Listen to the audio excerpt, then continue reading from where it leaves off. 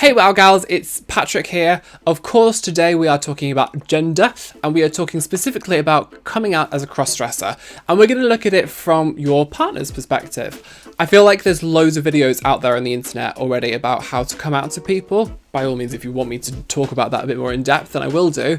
But today we're actually going to be doing like an advice guide for people who have been come out to, the come outie, the come out receiver. Oh, that's a horrible phrase.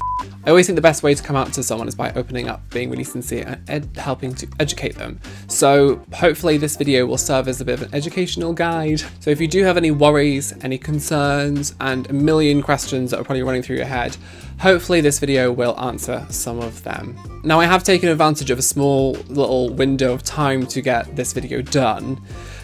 So I'm actually getting glam in the video. So if you want to know how I've created this look, and you also want to learn a little bit more about cross-dressing, please do stay tuned. But before you stay tuned, I'd like it if you'd subscribe and you'd like this video. That would be really, really amazing and really helpful for me. Thank you. Without further ado, let's take this all off. Looking a little bit less glam than I did earlier, but we'll get there in the end. If you're watching this video, you've either just had someone come out to you, or you're thinking maybe about coming out to someone looking for a little bit more advice, which probably means you're feeling a whole load of emotions right now, feeling pretty anxious and worried, concerned, or have lots of different questions. And hopefully I'll be able to answer some of those questions and just make you feel a bit more comfortable about everything. Before I start my makeup, I need to tame this and...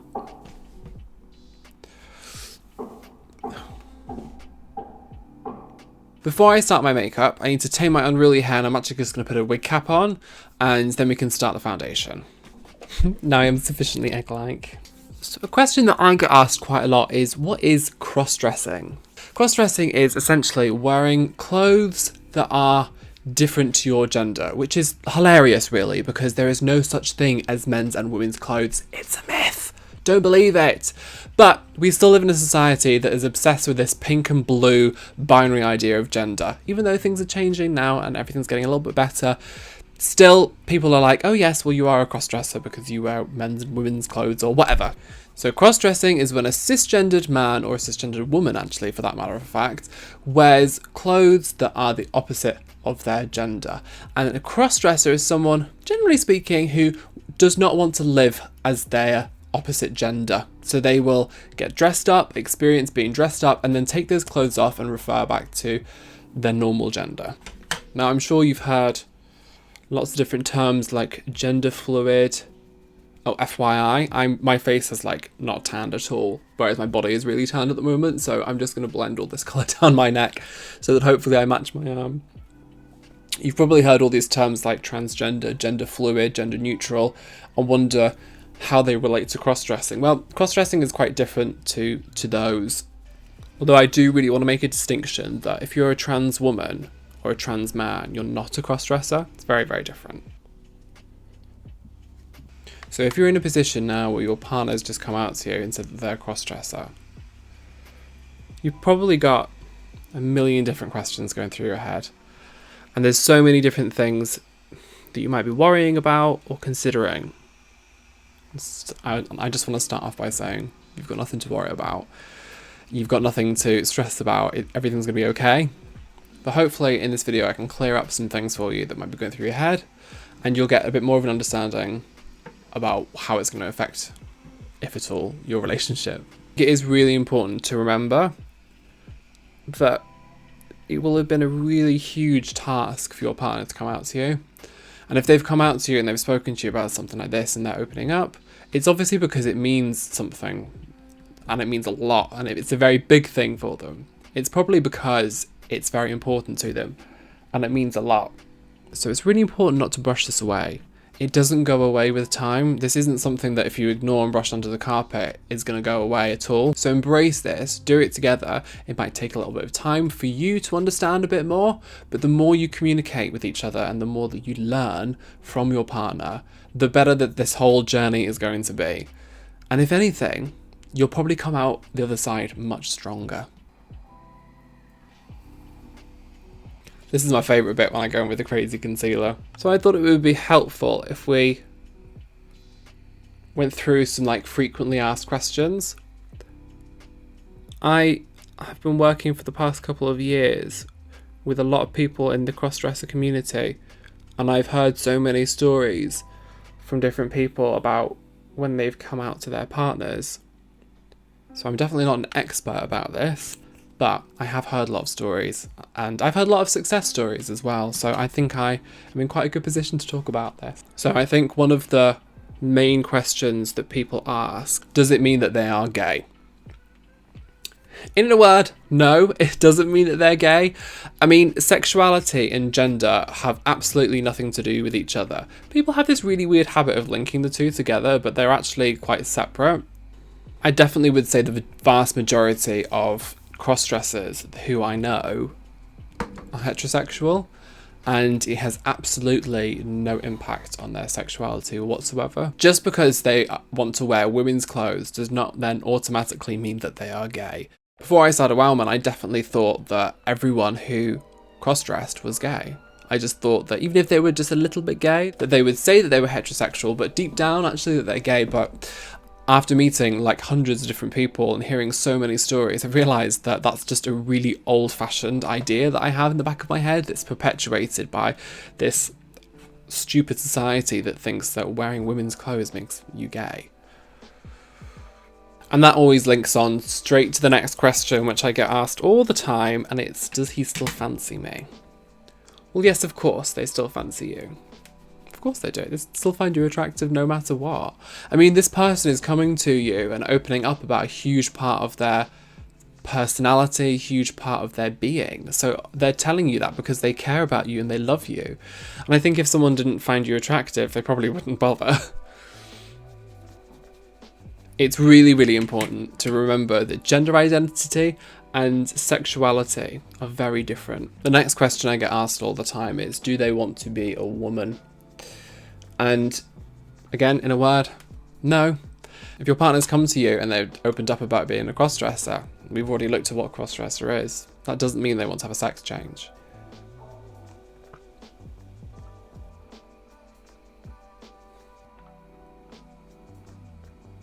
Blusher is always my favourite part. I get so excited for this. The next question kind of makes me sad, I think. But it's a real concern for some people, and I totally understand it. But it's just so, I guess, untrue, really. And it's, will they change? No, they won't change. Of course not. The person that you fell in love with is still exactly the same person that sat in front of you when they told you that they were a crossdresser.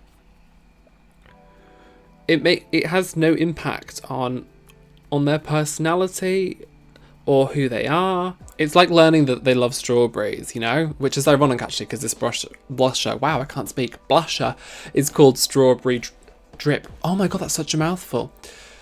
It's like learning that they like blusher. For fuck's sake. It's almost like learning that they love strawberries, which is ironic, actually, because this blusher is called Strawberry Drip. You know, you'd find out that this person loves strawberries. It doesn't make any difference to that person. You're just learning new information about them. And it's exactly the same thing. Okay, maybe strawberries and cross-dressing is a little bit different, but it's still the same logic. You know, that person has probably spent the majority of their life growing up thinking about this. It's not like these gender troubles just pop up out of nowhere. There's stuff that's ingrained in us and that we live with them pretty much our whole lives until we can open up and talk about it. And it stays there. It's not going to go away. So that person you fell in love with had the same gender troubles then as they do now. They're just opening up about it and you're being able to learn more about them.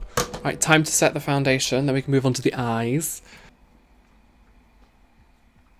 I think a big question for a lot of women, and a lot of gay guys as well, actually, and a big worry when their partner comes out that they want to wear clothes of the opposite sex, is that when they're presenting like that you don't find them attractive. But that's absolutely okay. That's like nothing to worry about. I know, for example, that my partner doesn't find me attractive when I've got hair and makeup on, and I'm totally cool with that. Like, I don't expect him to, but I know that he still loves me. He cares about me and sees how much I enjoy getting into glam. So the support is always there, which I think is really key. It's actually become something that we can enjoy together as well. Like, sometimes I'll get him glammed up and he can enjoy spending time with me glammed up, or I can enjoy talking to him about stuff like that. And it's become something almost like a hobby that we really enjoy doing together, rather than it being two separate people doing two separate things. At the end of the day, you're in a relationship with this person because you love them. So you need to try and find ways to incorporate this into both of your lives. And I think finding different things, like for example, going shopping with them, online shopping with them even, asking them for advice with clothes. Those are the small things that make a huge difference and will make your partner feel really comfortable with you. Excuse me while I dump a bunch of powder under my eyes. I always do this just to make sure that if any eyeshadow or any makeup falls down, I can dust it away really easily. I actually quite like to do my eyebrows before I do my eye makeup. Used to do it the other way around. And to be fair, pretty much every time I do my makeup these days, I do it in like the opposite way. But today I'm going to do my brows and then I'm going to do my eye makeup. You know, one thing that people ask me all the time about cross-dressing is whether or not it's a fetish.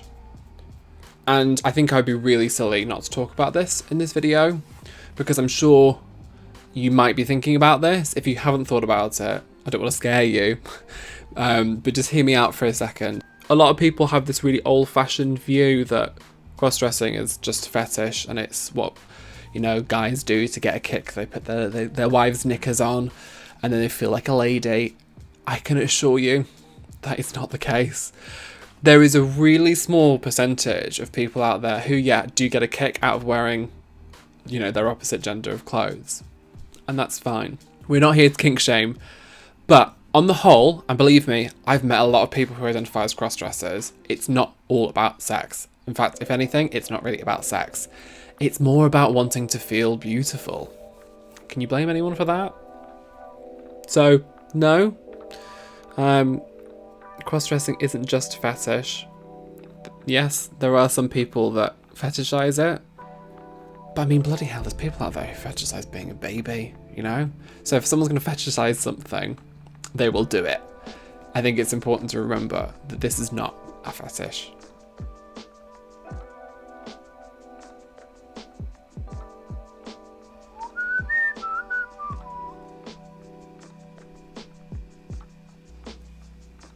So what will my friends and family think is my next frequently asked question. It's really important that you don't go and out someone without their permission. If you hear this and then go to a family member or a friend and start talking to them about what your partner's told you, that can spread like wildfire and you need to be really, really careful.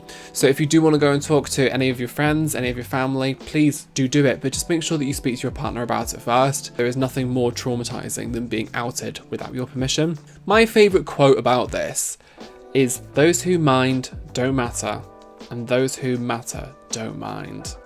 People can be really cruel, but we are quite lucky in 2020, I think. And a great deal more people are so relaxed about all of this stuff. I hear coming out stories all the time, and the general consensus is that everything goes quite well, and everyone was very supportive. Remember, if they don't understand, just talk to them, educate them. That's the best thing that we can do, is try and learn more from each other. And just remember that this is not a life sentence. It doesn't end. It's not something that's going to like change your life dramatically. It just means that you want to wear clothes of a certain gender, or you want to look pretty. Like, it's a great thing. Why would no one want to embrace this and enjoy this? It's a wonderful thing. Right, I'm going to move on with my eyes a little bit and start doing the rest of them. Get my lashes on and whatnot. There are so many common misconceptions about cross-dressing and people who are slightly different in the gender realms, but all we want to do is just exist and exist happily and safely. And I don't know about you, but I don't think that's a lot to ask. No matter how many times I do this, I always have to pull that face, you know, that like white, mouth wide open face. Loads of mascara now. Lashes I'm going to put on are the Katie Daily lashes, and they're the style The Bride. Makes all the difference, doesn't it, having lashes on? If you're new to watching any videos about me, and you don't know a great deal about me, one thing you really need to learn is that I'm obsessed with blusher. I just can't get enough of it.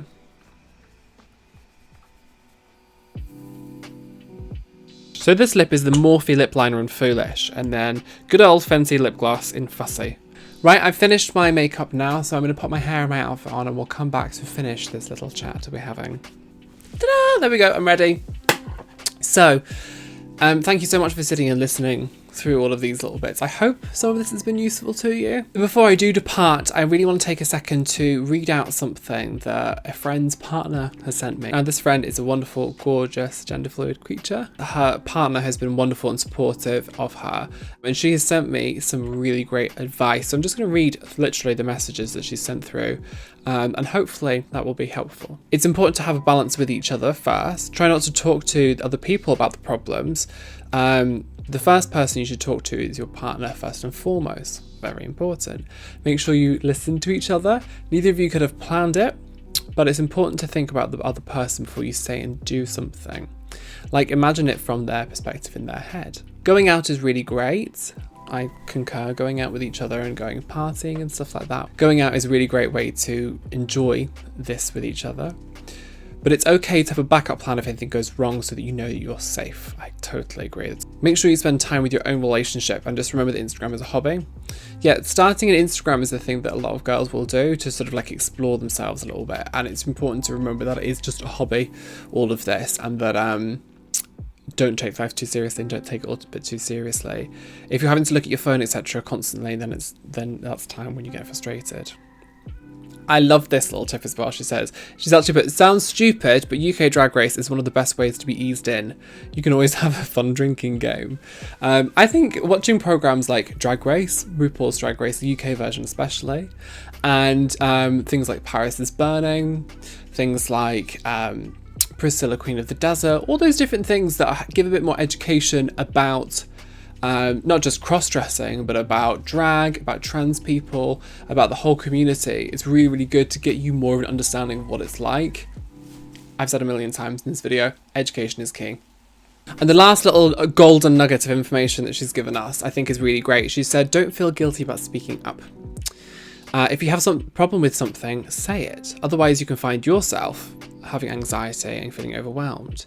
If things are going too fast for you, it's really important that you're being reasonable and that you say them. Don't say that you didn't ask for this or you think it could affect your future. At the end of the day, it's an extension of their personality and the person that you love. The best way you can show that you accept them is getting involved or giving them a present for their cross-dressing side. I love that. Giving yourself space is also okay too, as long as you don't force them back into the closet. I think the general consensus here is to make sure you're educating yourself, learning lots about all of this, and talking to your partner. Really, as long as you're communicating with them and you're trying to understand this all better, then I don't think you could go wrong at all. I hope this has been helpful. If it hasn't, then go ahead and smash the dislike button for all I care. But if it has been helpful, then please do like and subscribe. If you've got all this way to the end of the video, then you're absolutely amazing. Thank you so much for watching. I really hope this has been helpful. I'm sending you lots of love. And also, before I do sign off, I just want to say, my DMs are always open. If you're struggling with anything or if your partner is struggling with anything, please just holler at me and I will do my best to get in touch with you and to talk everything through, because I think it's really important that we're all in this together after all, you know?